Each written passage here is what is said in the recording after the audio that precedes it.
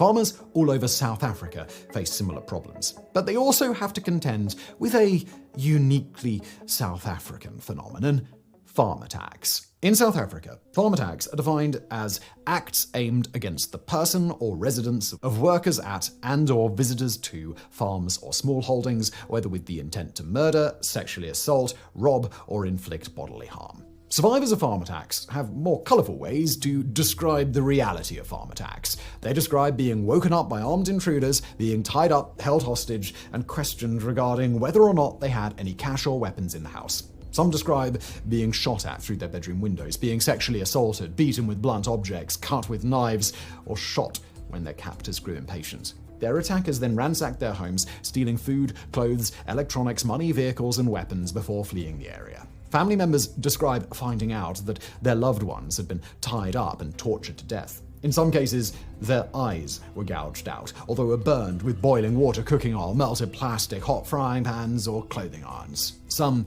were dragged behind their vehicle or had their fingernails pulled out with pliers. Victims of farm attacks are babies, toddlers, children, teenagers, parents, grandparents. They are farm owners, farm workers, or just unfortunate guests. And if you believe the majority of sources on farm attacks, all of the victims are white and feel abandoned by the local police and the government, who all reportedly turn a blind eye to the dangers that South Africa's white farmers face on a daily basis.